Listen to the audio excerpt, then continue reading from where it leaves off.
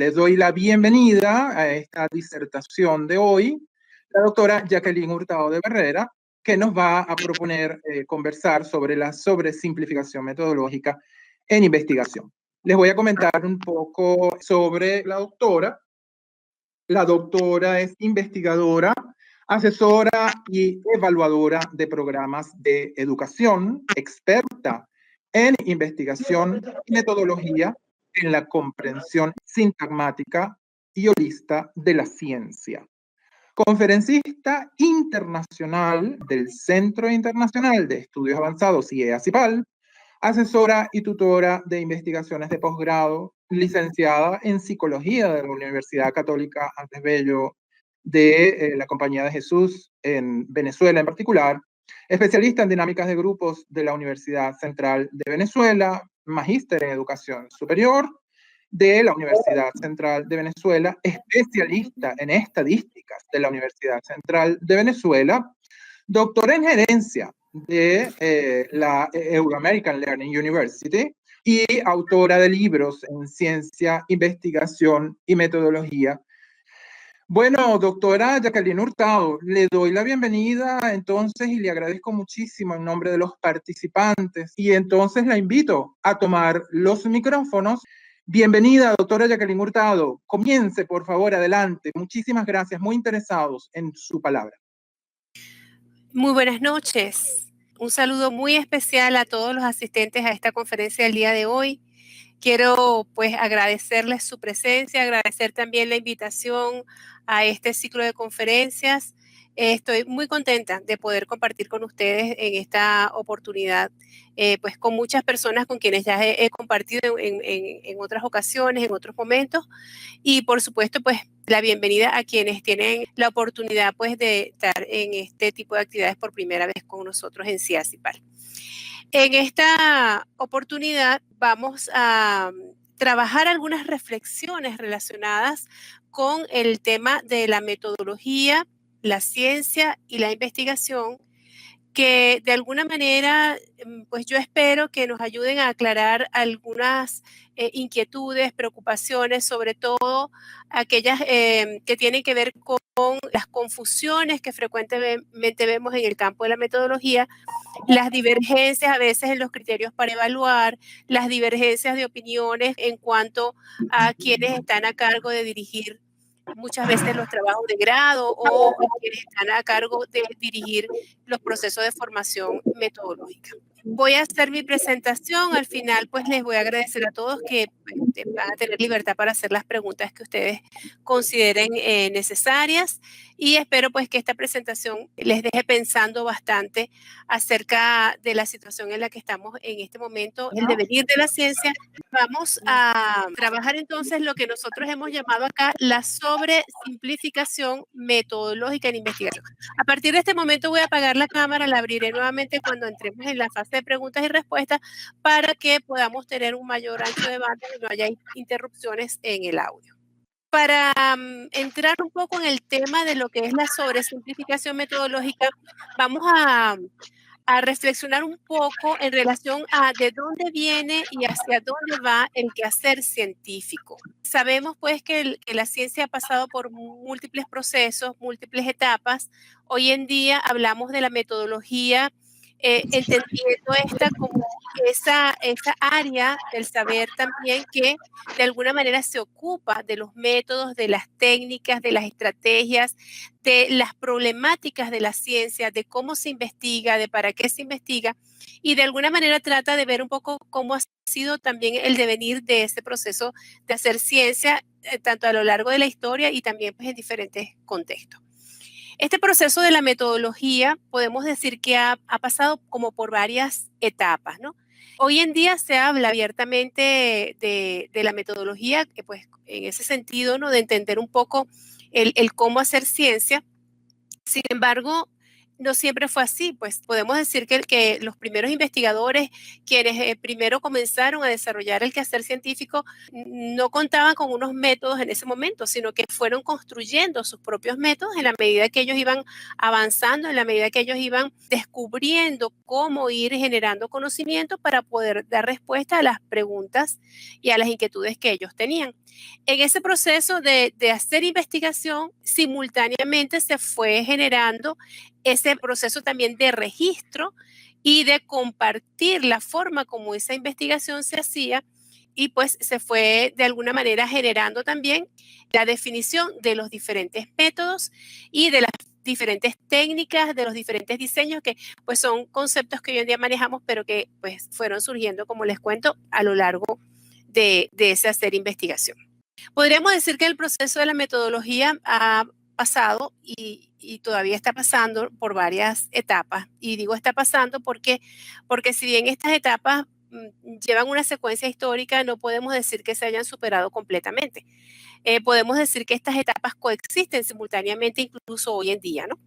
Pero digamos que cada una de estas etapas ha tenido como su pico, su máxima tendencia, su máxima expresión en ciertos momentos históricos. Una de las primeras etapas o la primera etapa de la que podríamos hablar en el caso del desarrollo de la metodología es la etapa, lo que vamos a llamar pues la etapa dogmática.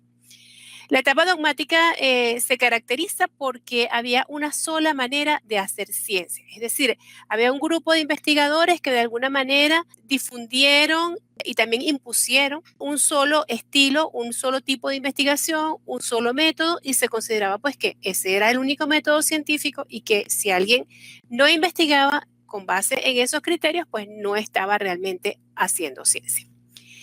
Luego podemos hablar de que se pasó a una etapa paradigmática. Entendemos por paradigma, tiene sus dos componentes: para del lado de deignai o deignimi, que significa mostrar del lado de. Entonces vamos a entender en este caso el paradigma como las diferentes perspectivas o las diferentes visiones de ciencia que surgieron en este momento histórico. Una vez que dejamos atrás, bueno, no la hemos dejado atrás, pero digamos, una vez que ha pasado ya un cierto tiempo dentro de ese proceso de la etapa dogmática, surge la etapa paradigmática, que se caracteriza entonces por la existencia de diferentes posturas, diferentes concepciones de lo que es la ciencia, diferentes métodos, donde cada uno de estos, vamos a llamarlos modelos epistémicos o diferentes concepciones del quehacer científico, surgieron en diferentes disciplinas también. Algunos surgieron en el campo de la física, otros surgieron en el campo de las ciencias sociales, por ejemplo, en el campo de la sociología, de la antropología, otros surgieron en el campo de la psicología, y así pues en diferentes contextos. Dependiendo, por supuesto, de las características de los eventos de estudio, de las situaciones y de las problemáticas que cada disciplina se ocupaba de investigar, y en función de eso, pues esos modelos epistémicos tenían unas características muy particulares. La tercera etapa de la que vamos a hablar, ya vamos a describir con detalle cada una, es lo que hemos denominado nosotros la sobresimplificación metodológica. Es la etapa que en este momento vamos a decir que está predominando en el sentido de que hay muchos teóricos y muchos metodólogos, muchos libros, muchos autores que están haciendo énfasis en las características y en los conceptos que se manejan en esta etapa de la sobresimplificación metodológica.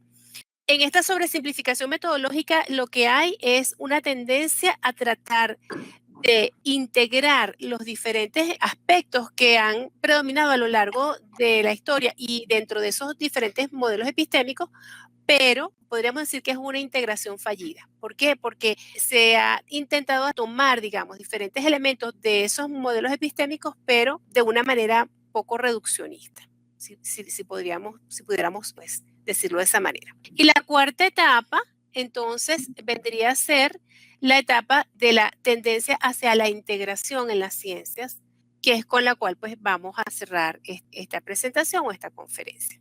Hablemos un poco entonces de la primera etapa o la etapa dogmática. Esta etapa dogmática, como les comentaba, se caracteriza por el dominio de una sola forma de hacer ciencia. Y esa forma de hacer ciencia es lo que nosotros hemos conocido como el modelo positivista. Sabemos que el modelo positivista es uno de los más antiguos tiene más de 500 años y todavía tiene mucho atractivos para muchas personas, todavía permanece en algunas instituciones educativas, en universidades, incluso en las instituciones que se ocupan de financiar y promover la investigación, sigue muy presente. ¿En qué se basaba este modelo positivista? Bueno, para los positivistas, la investigación consistía básicamente en verificar hipótesis.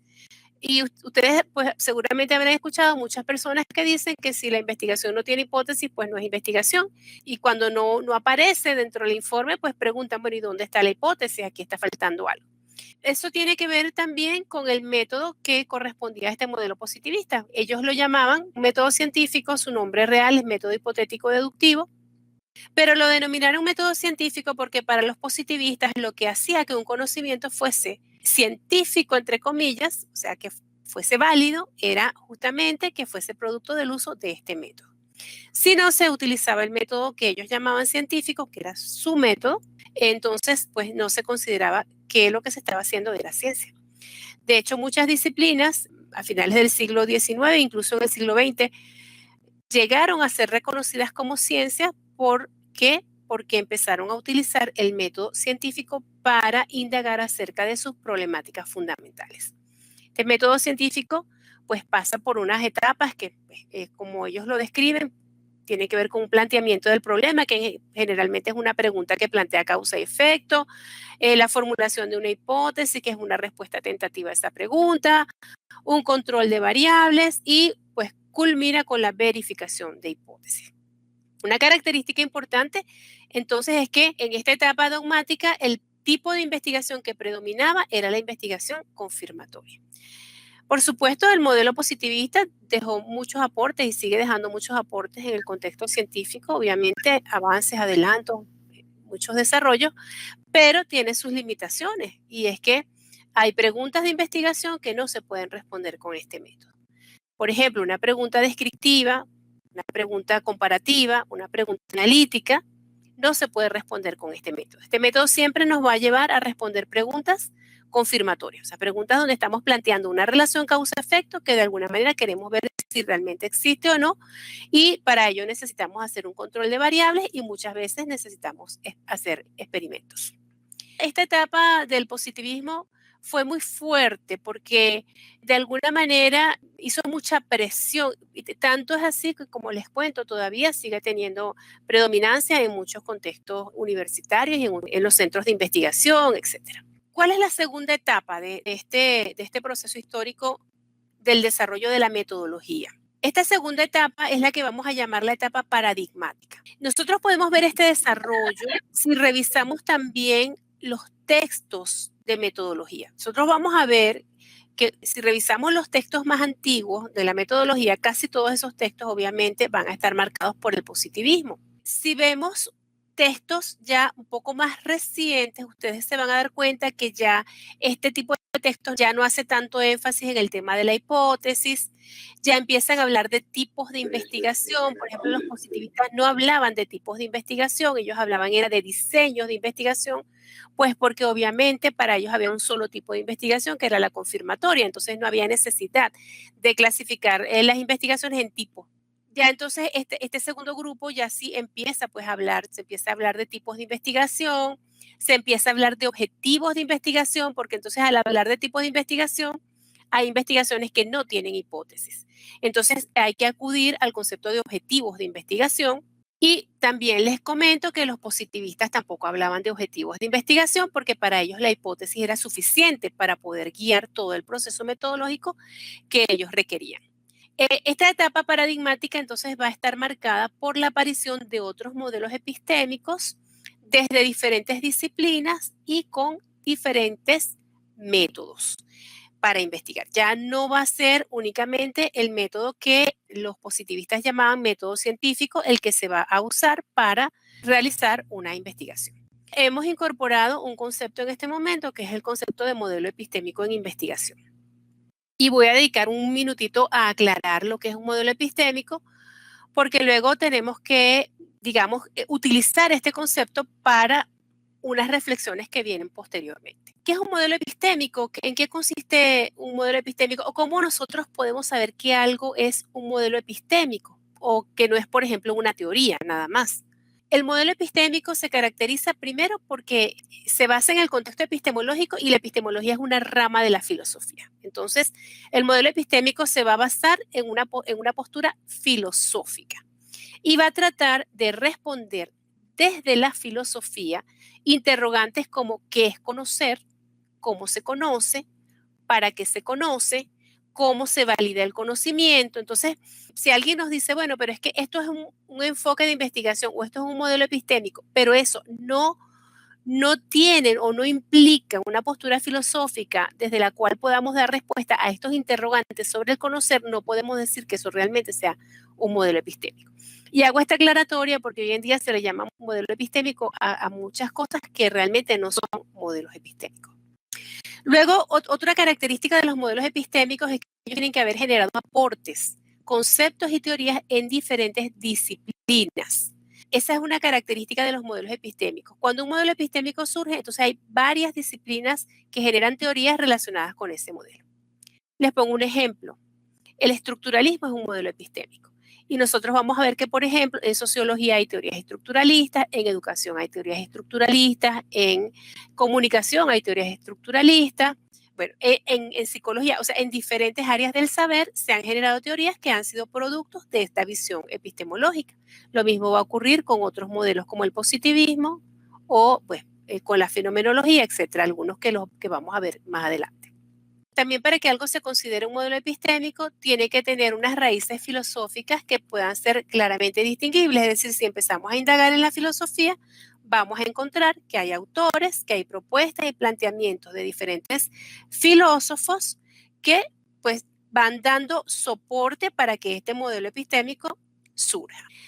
Luego, también otra característica es que tiene que haber desarrollado por lo menos un método para investigar. Y esta es una característica importante en el caso de los modelos epistémicos en investigación.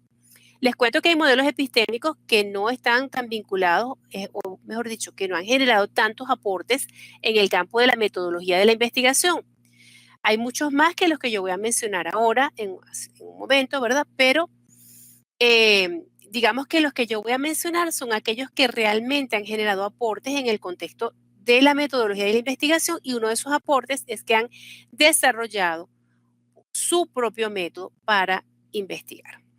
¿Cuáles son estos modelos epistémicos en investigación que surgen en esta etapa paradigmática de la ciencia? Que se caracteriza justamente por tener diferentes perspectivas acerca del hacer ciencia. Uno de ellos es el empirismo, que también es uno de los más antiguos, ¿verdad? Que fue soporte del positivismo, pero luego pues se vuelve a retomar. Y para el empirismo investigar ya no es verificar hipótesis, sino es básicamente es describir, pero describir desde la perspectiva del investigador. Surge la fenomenología, para quien también investigar es describir, pero entonces ya aquí la postura es más desde el investigado, la fenomenología se centra más en las vivencias del investigado y trata de captar esas vivencias sin muchos análisis por parte del investigador, sino más centrados en lo que el investigado quiere transmitir o en la postura, la cultura o la vivencia de ese investigado. El positivismo, por supuesto, que ya venía, pues que sigue todavía presente en esta etapa paradigmática. El estructuralismo, que surge en el campo de la antropología, primero en el campo de la lingüística, después en el campo de la antropología, y dar respuesta a, digamos, a través de un método que era muy particular, porque el antropólogo iba a investigar esos contextos, esas culturas que nadie conocía o que se conocían muy poquito, y él no podía ir con una hipótesis, no podía ir a hacer experimentos en esos contextos. Él tenía que desarrollar su propio método, muy basado en su diario de campo, en la observación, en el captar las relaciones para después tratar de descubrir la estructura de esos grupos o de esas sociedades que él iba a investigar. Para el estructuralismo, investigar entonces va a ser básicamente explicar.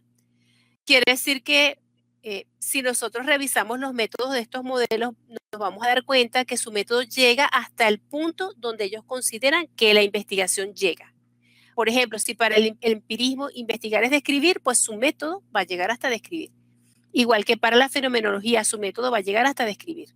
Si para el estructuralismo investigar es explicar, su método va a llegar hasta la creación de una teoría y de ahí no va a pasar.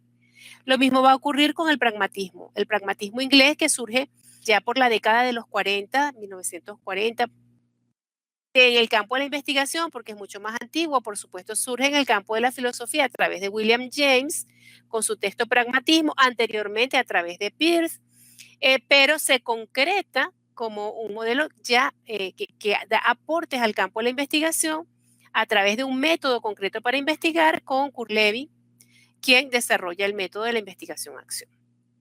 Y luego, pues, está también el pragmatismo sociologista, que nace pues ya en otro contexto, como más, con un trasfondo ideológico marxista, donde toma elementos que de alguna manera están orientados a cambiar, a originar cambios sociales, pero lo desarrolla más fuertemente también a partir de lo que se conoce como la investigación-acción participativa, Orlando Falsborda en Colombia. Fíjense que hay unos modelos que son mucho más antiguos y otros que son más recientes. ¿Qué caracteriza a esta etapa paradigmática? Bueno, que tenemos un grupo de modelos epistémicos, es decir, grupos de investigadores que se congregan alrededor de un modelo epistémico. Ese modelo epistémico les da unas herramientas, una visión de lo que es investigar, les proporciona un método, les proporciona unos criterios para saber cuándo un conocimiento es válido o no es válido, pero cada modelo trabaja de manera independiente. Y ellos se ven como enfrentados, es decir, por ejemplo, los positivistas critican a los estructuralistas porque dicen que lo que ellos hacen no es ciencia. Los estructuralistas critican a los positivistas porque dicen que ya están pasados de moda, que la rigidez que ellos tienen en su forma de investigar no permite captar las problemáticas de las ciencias sociales. Los pragmáticos critican a los positivistas porque dicen que se ocupan es de verificar unas hipótesis, pero que no generan un conocimiento útil, aplicable.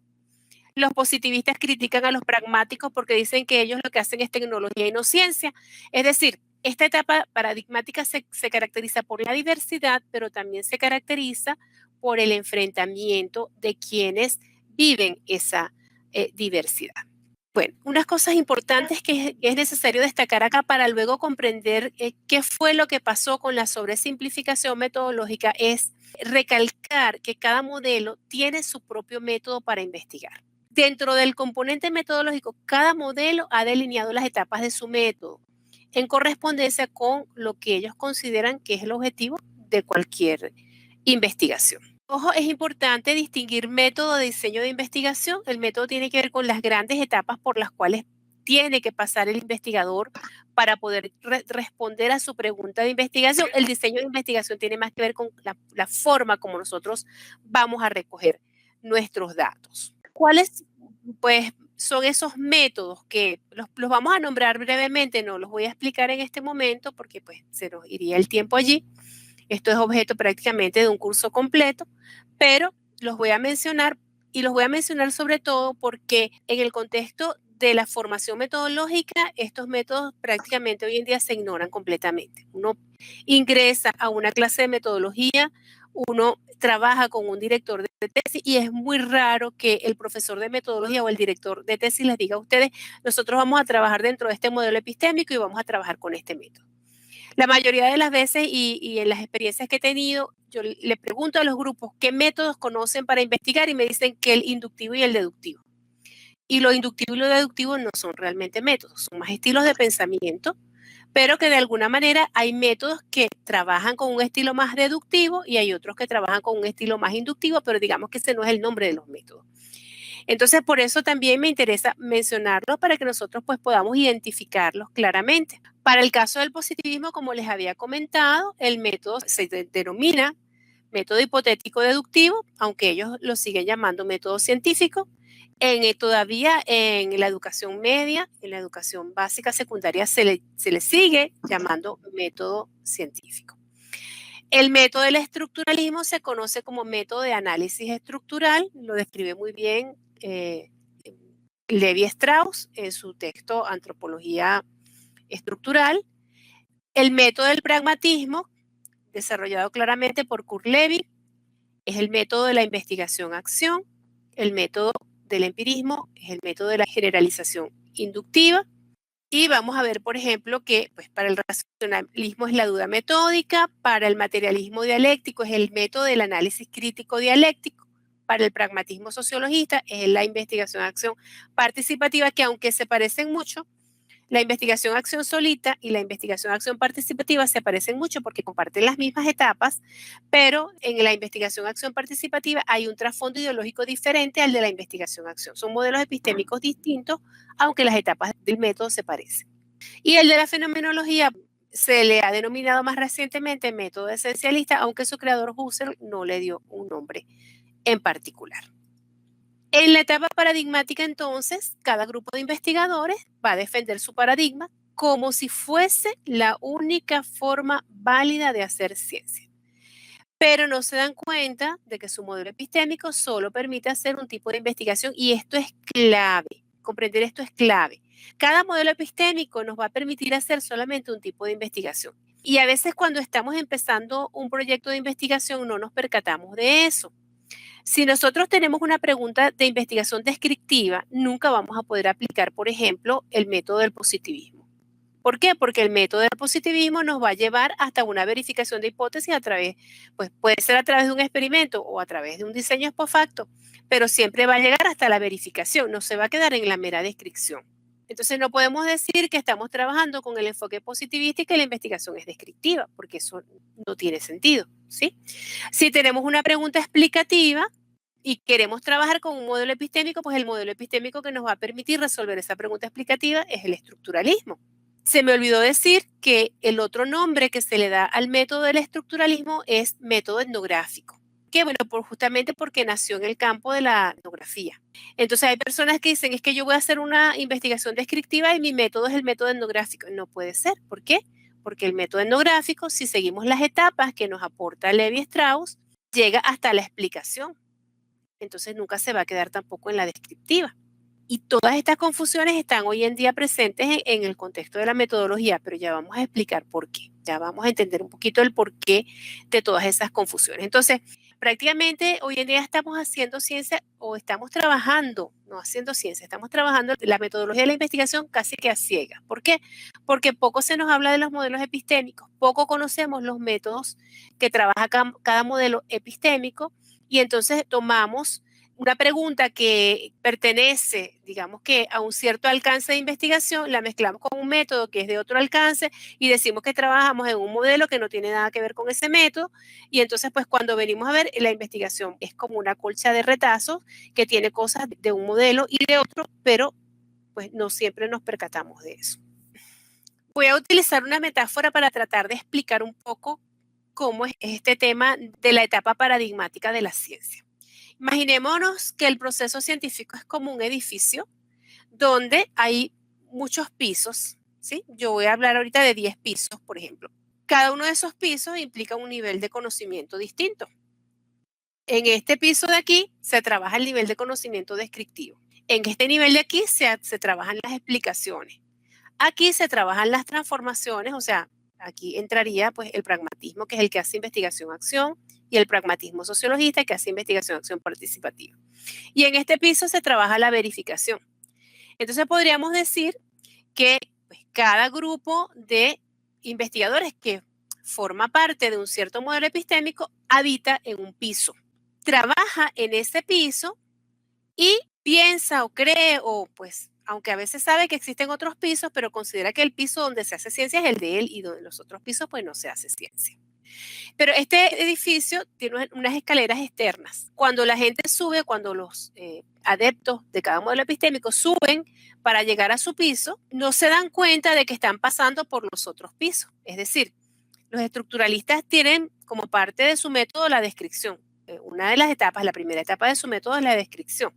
Pero ellos no entran al piso de la descripción como si fuese un proceso pues completo de investigación, sino que ellos pasan asumiendo que la descripción simplemente es un paso del método. Las personas que habitan estos pisos no se comunican y simplemente hacen todo su trabajo allí. ¿Qué pasa si un investigador quiere comenzar una investigación describiendo, pero una vez que describe quiere ir un poco más allá y desarrollar una teoría? Tendría que cambiar de modelo epistémico. ¿Cómo sería eso? Si estuviésemos en la etapa paradigmática ortodoxa, ¿verdad? Pues no podría, sencillamente no podría. ¿Por qué? Porque en la etapa paradigmática, cada quien era fiel a su modelo epistémico y no se concebía que una persona se cambiara de modelo epistémico.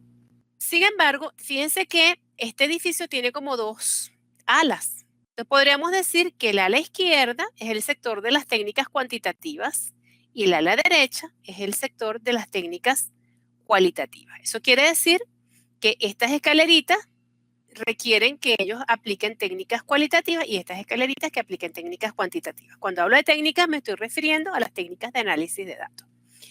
La fenomenología, el estructuralismo y el pragmatismo sociologista tienen preferencia por el uso de técnicas cualitativas, mientras que el empirismo, el pragmatismo y el positivismo tienen preferencia por el uso de las técnicas cuantitativas. ¿Por qué? Bueno, el positivismo porque necesita verificar la relación entre variables. Entonces, ¿cómo lo hace? Bueno, se hace que las dos variables se muevan para ver si se mueven juntas, pero decir que se mueven juntas implica poder asignarles unas magnitudes para poder ver la variación y eso implica el uso de números. El pragmático está haciendo una intervención, hace un diagnóstico previo y luego empieza a hacer un seguimiento de los cambios a lo largo de esa intervención. Él necesita el número para ver la magnitud de los cambios que le está generando con su aplicación de su propuesta o de su plan de acción. Y el empirismo trabaja a través de las generalizaciones con eventos que se repiten recurrentemente. Entonces, estos tres modelos van a trabajar con números y estos tres modelos van a trabajar con técnicas cualitativas. ¿De qué depende eso? Pues del objeto de estudio en el cual predominantemente trabajaban esos modelos y también del objetivo que se planteaba. Ese es el edificio de la ciencia en la etapa paradigmática. Cada quien en su puesto, cada quien en su piso, cada quien haciendo ciencia con sus criterios bien claritos, nada de confusiones, pero sí pues en sus cajitas cerraditas, ¿verdad? Donde no se pueden mover de un nivel de investigación al otro, sino que están haciendo ciencia como les corresponde. ¿Qué ocurre en la tercera etapa de la ciencia? La tercera etapa vendría a ser la sobresimplificación metodológica. ¿Qué pasa en la sobresimplificación metodológica? Resulta que normalmente los eventos son tan complejos que nosotros normalmente no nos conformamos nada más con describir o nada más con confirmar. Incluso hay otros procesos como la comparación, la predicción, que también se hacen en la ciencia, pero que no están contemplados por esos modelos epistémicos que vimos. ¿Qué ocurre acá? Que de alguna manera se comprende que cada modelo tiene sus aportes y hay intentos de integración. Pero ¿qué pasa con esta integración? Que esta integración se quiere hacer a partir de las técnicas. Por eso se origina lo que hemos llamado sobresimplificación metodológica. Me voy a regresar un momentico a mi edificio. Vamos a ver que si estos tres modelos trabajan con técnicas cualitativas, entonces, ¿por qué no decimos que esto se llama paradigma cualitativo? Y si estos trabajan con técnicas cuantitativas, ¿por qué no decimos que esto se llama paradigma cuantitativo? A alguien se le ocurrió esa idea para simplificar todo, pero en realidad se enredó. ¿A qué nos estamos refiriendo nosotros con sobresimplificación metodológica? Es una forma de reduccionismo de los procesos metodológicos en el cual se reemplazan los modelos epistémicos originales que tenían un fundamento filosófico, que además cada modelo tenía una visión, no solamente una visión de ciencia, una visión de sociedad, incluso hasta una visión de persona. Tenía sus métodos para validar o sus criterios para validar, tenía sus métodos. Entonces ahora se reemplazan esos modelos epistémicos por técnicas de análisis. Esta sobresimplificación se va a caracterizar por el desprendimiento completo de los orígenes y los principios filosóficos de cada modelo epistémico. Nos olvidamos de eso. Se nos olvidó la filosofía, se nos olvidaron los modelos epistémicos, ya nadie habla de modelos epistémicos en esta etapa y también se caracteriza por una vinculación ecléctica de aspectos de diferentes modelos epistémicos, pero de forma utilitaria y sin coherencia. O sea, parece que hay como una especie de mezcla de una cosa con la otra, pero sin mucha claridad en relación a de dónde viene ese concepto, qué lo sustenta y cómo se vincula con otros conceptos. Entonces, también se va a caracterizar esta etapa por una repetición mecánica de las ideas y de los procedimientos sin ningún tipo de reflexión. Si nosotros revisamos los libros de metodología que corresponden a esta etapa y que es la que está ahorita en pleno auge, nos vamos a dar cuenta de que los autores se repiten uno al otro, a veces se repiten textualmente sin siquiera citarse. Incluso si nosotros analizamos un poco más profundamente los planteamientos de algunos autores, nos vamos a dar cuenta de que hay ciertas incoherencias en el texto y esas incoherencias se copian tal cual de un autor a otro. Y a veces yo le he hecho seguimiento a autores donde aparece un error metodológico y ese error lo repite otro autor y lo repite otro autor y ninguno se cuestiona acerca del error. Es una etapa bien compleja porque esta situación de la sobresimplificación, aunque la llamamos sobresimplificación porque simplemente omitió la filosofía y se centró nada más que en las técnicas, realmente nos ha hecho más difícil el trabajo como investigadores. Nos hemos tenido que enfrentar a una serie de contradicciones, pero como no tenemos las claves semánticas y las claves conceptuales de la epistemología, muchas veces nos sentimos perdidos en ese proceso de investigación, no sabemos para dónde vamos, el tutor dice una cosa, el evaluador dice otra, el investigador quiere hacer otra distinta, la institución tiene un manual que nos pide una cosa totalmente distinta y de pronto nos quedamos bloqueados y no sabemos cómo avanzar en ese proceso de investigación y no sabemos ni siquiera por qué estamos en esa situación de bloqueo y de confusión. Vamos a seguir tratando de entender este proceso de la sobresimplificación metodológica. Como les comentaba, debido a que algunos modelos prefieren el uso de ciertas técnicas, hubo algunos autores que agruparon los modelos epistémicos según la técnica de análisis. Ya habíamos dicho que el estructuralismo, el pragmatismo sociologista, el materialismo dialéctico y la fenomenología usan técnicas de análisis cualitativo y el positivismo, el empirismo y el pragmatismo pues prefieren técnicas de análisis cuantitativo. ¿Qué se hizo? Bueno, alguien dijo, a esto lo vamos a llamar paradigma cualitativo y a esto lo vamos a llamar paradigma cuantitativo. Y nos olvidamos de esa complicación de la filosofía, que nadie la entiende, que es confusa, que no entendemos nada de eso. Entonces vamos a olvidarnos de ese asunto y nos vamos a quedar con simplemente las técnicas, que es lo más sencillo. Entonces, en las últimas décadas del siglo XX, algunos autores obviaron la epistemología y se concentraron en las técnicas. Se igualaron los enfoques que preferían técnicas cualitativas bajo la denominación de enfoque cualitativo o también paradigma cualitativo. Y esto ocurrió con los enfoques que preferían técnicas cuantitativas, al que llamaron entonces paradigma cuantitativo. ¿Qué es lo que ocurre aquí? Que al hacer esto, hemos olvidado las diferencias entre los modelos epistémicos que estaban muy claras inicialmente. Empezamos a considerar que modelos como la fenomenología o el estructuralismo o el pragmatismo sociologista tenían características similares. Nos olvidamos de las diferencias que habían entre ellos y los consideramos como si ellos eran la misma cosa. Y lo mismo ocurrió con los modelos epistémicos que trabajaban con técnicas cuantitativas, empezamos a trabajarlo como si fueran la misma cosa. Y eso fue un error garrafal. Y sigue siendo un error garrafal porque, como les digo, esta etapa está ahorita en su pleno apogeo.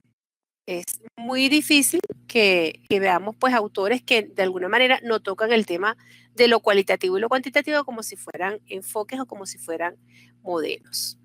¿Por qué les digo que fue un error garrafal el tema de la sobresimplificación metodológica? Porque las técnicas son circunstanciales. No hay técnicas exclusivas para cada método. Las técnicas no definen el enfoque ni tampoco definen el tipo de investigación, sino que más bien es el evento de estudio el que define las técnicas. Además, las técnicas tampoco son una cosa que están totalmente disociadas una de la otra. ¿Por qué? Porque si nosotros hablamos de cualitativo y cuantitativo, pues nosotros no podemos decir que los objetos son o cualitativos o cuantitativos. Los objetos no son ninguna de esas dos cosas, sino que los objetos sencillamente son y ya. Y para nosotros captar la información o las características o los atributos de esos objetos, podemos utilizar números como códigos o podemos utilizar palabras como códigos. Entonces, las técnicas son circunstanciales. No nos van a definir un modelo epistémico como tal. De hecho, ya vimos que hay modelos epistémicos, varios, que usan el mismo tipo de técnicas, pero aún siguen manteniendo sus diferencias. Entonces, el uso de la técnica no es un buen criterio para definir o para identificar un modelo epistémico. Lo cualitativo y lo cuantitativo no son modelos epistémicos. Y aquí es donde quería llegar. No son modelos epistémicos, no son enfoques, no son corrientes.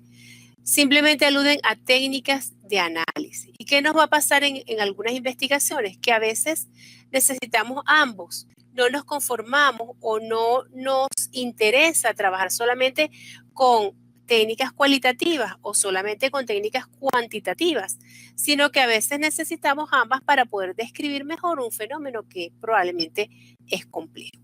Usamos lo cuantitativo cuando nos interesan magnitudes, frecuencias, duraciones de algo, y cualitativo cuando nos interesan significados, pero a veces nos interesan ambas cosas. Por esa razón, no podemos decir que son excluyentes. Lo mismo pasa con otras técnicas que no son técnicas de análisis. Por ejemplo, las técnicas de recolección de datos.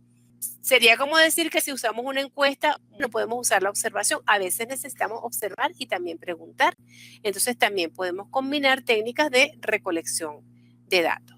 ¿Qué podemos decirle de lo cualitativo y lo cuantitativo? Que son básicamente lenguajes. Son formas de simbolizar los atributos de los seres. El ser se va a manifestar a partir de diferentes atributos. Si nosotros, por ejemplo, estamos estudiando un edificio, pues nos puede interesar los colores del edificio, la forma del edificio, pero a lo mejor nos interesa la resistencia del edificio o el tamaño del edificio, y eso lo vamos a expresar con números. Depende de cuál es el atributo que nosotros queremos indagar en ese ser, es lo que nos va a decir si necesitamos usar técnicas cualitativas o técnicas cuantitativas. Y es el investigador quien escoge un lenguaje u otro para expresar el atributo en función de lo que él desea representar. ¿A qué voy con esto? A reafirmar que lo cualitativo y lo cuantitativo no son enfoques. Definir un paradigma por sus técnicas es como definir una profesión por la herramienta que utiliza el profesional. Ese es el gran error que se cometió en la sobresimplificación metodológica. Si decíamos que como la fenomenología, el estructuralismo y el pragmatismo sociológico usaban técnicas cualitativas, entonces ahora eran paradigmas cualitativos. Eso es como decir que, por ejemplo, el juez que usa el martillo, el herrero que usa el martillo, el carpintero que usa el martillo, el médico que usa el martillo, bueno, como todos usan el martillo, ellos son una sola profesión que se llaman los martilleros. Eso es absurdo, ¿verdad? Porque cada profesión tiene su área de conocimiento, tiene sus destrezas, sus dominios, requiere competencias distintas. Entonces no podemos decir que porque usan la misma herramienta son la misma cosa. ¿Qué ha pasado entonces con esta sobresimplificación metodológica que pretendió igualar los modelos epistémicos a las técnicas? Ha tenido una serie de consecuencias. La primera consecuencia es que hay una serie de autores y teóricos empeñados en hacer una diferenciación entre lo cualitativo y lo cuantitativo para justificar que son enfoques. Ese esfuerzo exagerado ha llevado a crear como una serie de criterios para distinguir el uno del otro. Y estos criterios se han terminado convirtiendo en mitos. Por ejemplo, algunos autores dicen que lo cualitativo y lo cuantitativo se diferencian en que lo cuantitativo permite generalizar y lo cualitativo no permite generalizar, y eso no es cierto. Hay muchas investigaciones que de alguna manera se basan en técnicas cualitativas y se han generalizado sus resultados. Un ejemplo claro de ello es la teoría de Piaget. Piaget trabajó con sus 3 hijos y nunca usó estadística para desarrollar su teoría. Sin embargo, su teoría fue tan consistente y tan coherente que todavía se sigue utilizando en el contexto de la educación y se ha generalizado prácticamente a todo el mundo. Entonces, lo cualitativo también se puede generalizar. Otros autores dicen que en lo cuantitativo se plantean objetivos y en lo cualitativo se plantean propósitos. Este es un criterio que se está utilizando ahorita en los manuales de investigación. Que si usted va a hacer investigación, porque entonces tampoco hay claridad, ¿no? A veces lo llaman paradigma cualitativo, a veces lo llaman enfoque cualitativo, a veces lo llaman investigación cualitativa. Y entonces, bueno, si usted va a hacer investigación cualitativa, usted no va a plantear objetivos, sino propósitos. Y si es cuantitativa, entonces plantea objetivos. Eso es absurdo. Objetivos y propósitos son 2 cosas distintas. El objetivo es lo que el investigador logra al final de su trabajo. Y el propósito son aspiraciones más a largo plazo. Y en cualquier investigación, vaya a usar técnicas cualitativas o cuantitativas, pues el investigador tiene que lograr las metas que se propuso. El término objetivo y propósito no diferencia lo cualitativo ni lo cuantitativo. Otros dicen que lo cuantitativo es positivista y que lo cualitativo es fenomenológico. Eso tampoco es cierto. ¿Por qué? Porque hay otros modelos que no son el positivista que usan lo cuantitativo también. Por ejemplo, hay investigaciones descriptivas que se hacen desde el empirismo y se usan técnicas cuantitativas y no son positivistas. fíjense que son mitos, o sea, que no tienen ningún fundamento real y lo podemos corroborar a través de la experiencia. Basta ver simplemente las investigaciones que se hacen y uno dice, pero esto no es cierto. Otra cosa que plantean algunos autores es que cuando se trabaja con lo cuantitativo se operacionaliza y en lo cualitativo no se operacionaliza. Eso tampoco es cierto. En lo cuantitativo se interviene o se hacen experimentos y en lo cualitativo no. Y eso tampoco es cierto, porque, por ejemplo, hay conductistas que trabajan con modelos de replicación intrasujeto, donde ellos hacen experimentos y no usan estadística. Todos estos criterios que usan muchos autores para hacer la distinción entre lo cualitativo y lo cuantitativo realmente no tienen un fundamento real. El otro aspecto es que esta sobresimplificación ha generado muchos errores metodológicos como producto de la mezcla indiscriminada de conceptos y estos errores han generado muchas confusiones. Por ejemplo, confundir paradigma con método, con técnica y con tipo de investigación. Empiecen ustedes a leer un autor que habla de lo cualitativo y lo cuantitativo.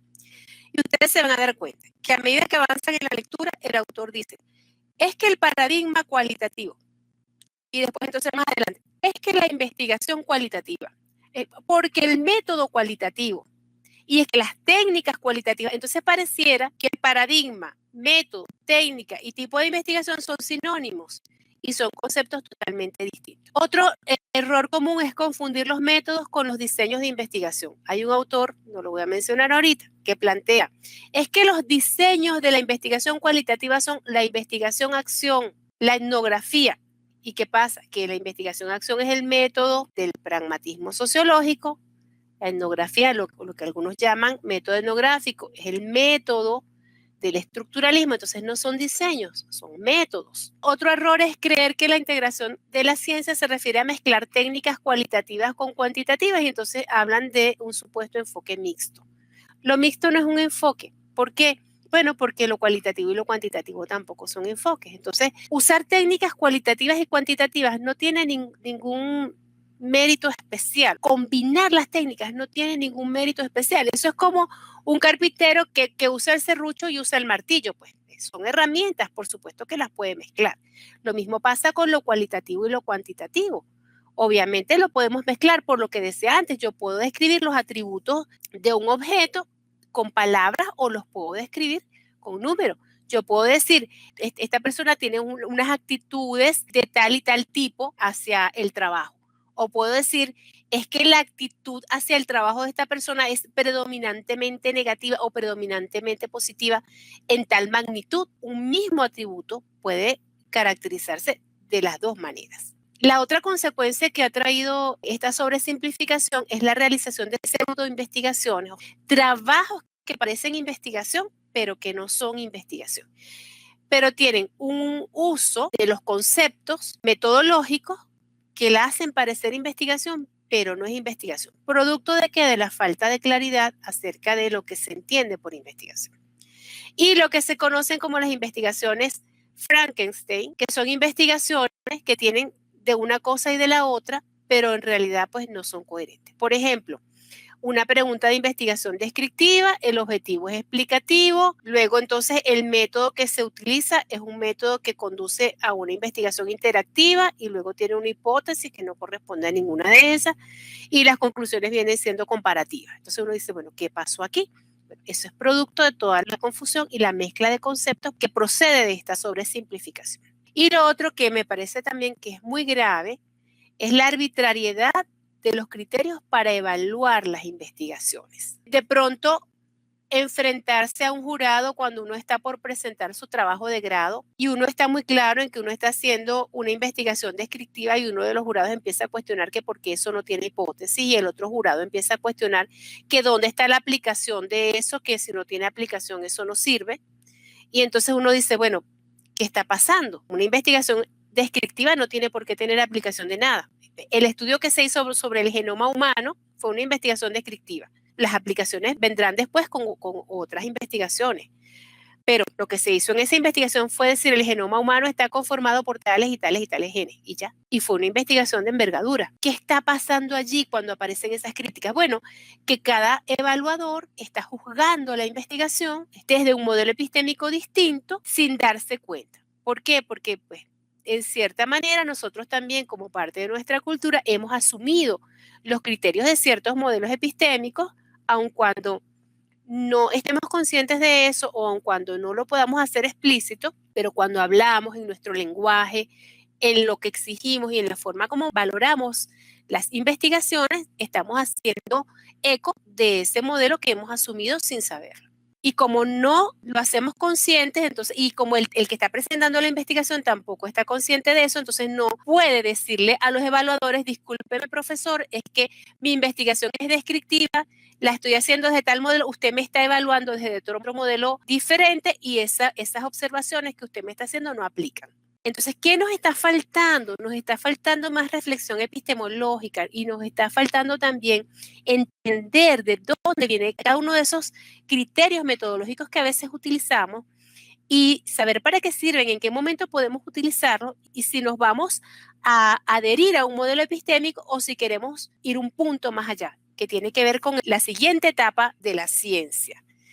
La cuarta etapa y la última etapa que vamos a ver hoy entonces es el camino hacia la integración. Este camino hacia la integración ya está abierto, ya se ha trabajado. En CIPAL tenemos 25 años trabajando ya hacia esto, pero todavía en muchos contextos no se termina de entender, porque hay mucha gente que está anclada, que está amarrada, que está abrazada a su manera convencional de hacer ciencia.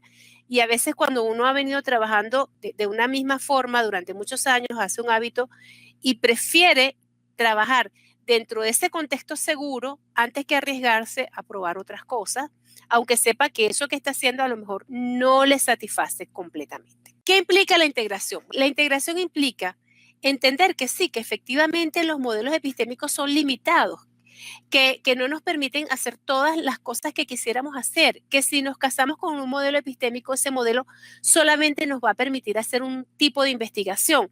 Y la ciencia de hoy en día requiere que nosotros nos movamos libremente por el conocimiento, porque hoy cada vez más se entiende que el conocimiento es una complejidad y que los eventos son complejos y que no basta con trabajar desde una sola perspectiva. Entonces, la comprensión holística o sintagmática es una manera de entender el proceso de investigación en el cual se integran esos diferentes paradigmas científicos o esos diferentes modelos epistémicos en un modelo coherente que les permite a los investigadores trabajar desde la integralidad, es decir, moverse libremente por el conocimiento. Si de pronto yo estoy haciendo una investigación explicativa y descubro una teoría nueva y quiero seguir avanzando, a lo mejor me interesa verificar si esa teoría se cumple o no se cumple.